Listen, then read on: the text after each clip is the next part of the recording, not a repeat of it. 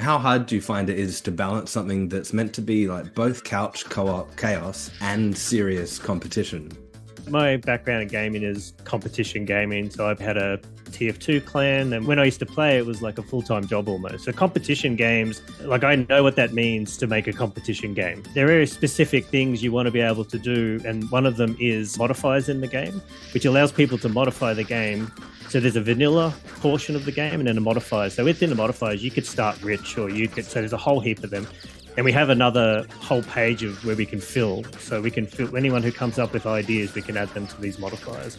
And also the map editor. So just say you wanted where it was like a very left and right type of map. So you could have a game where you don't have special effects or you can't upgrade yourself. And because it has this element of competition, if you have those things within the game, you can guarantee people will turn it into a competition. But you've got to be able to allow them to modify the game enough, and you can fully mod the game. If you just want to build a map or a set of maps for competition that have a specific rule set, then you can do that. Like, the worst thing for me is letting someone play your game and they don't know what's going on. Like, I've seen it before where people make a game, then someone plays it and you can just see it's like the soul leaving their body as they're playing it. They just they'd rather be anywhere else. You know, James and I have also we've grown up with games our whole life, so knowing what someone will enjoy is really what, if you enjoy. So if you're making something you don't enjoy, then that could be any genre. It doesn't matter what it is. You should be able to have a level of enjoyment if you open up to it. You know, so I think that's a really long answer, but yeah.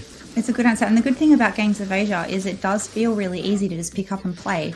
But once you get into it, you realize there's strategy going on, like population, money, upgrades, unit choice. And so, yeah, I think you've pulled that off really nicely. You chose to build your own engine for the development of this game. How long did that take? And could you tell us a bit more about that? I've released games on iOS before. And so I already had my own engine for the games that I did on iOS. And so the engine from this became a retask of those, although there's not much of it left now after 8 years. We use Unity and Unreal in our day jobs. When you do your own engine, you know what every single line does. So when somebody says, I want to change all that and I want to fix this and I want this effect, I can just go straight in there and modify it, and in 1 minute it's done. Whereas if it's somebody else's engine, then I've got to go and research, okay, how do I do that in Unity? Like, I know exactly what I want to do, but I don't know how they let you do it. So I've got to learn stuff. And at my age, you know, you don't want to learn anymore. You just want to use your backlog of existing knowledge. So for me, writing an engine is just reusing knowledge I've already got. Although I'm starting to learn some Vulkan and mesh rendering and some modern like AAA techniques, and that is pretty painful learning. Games of Asia, because it's all pixel art, super easy to write an engine.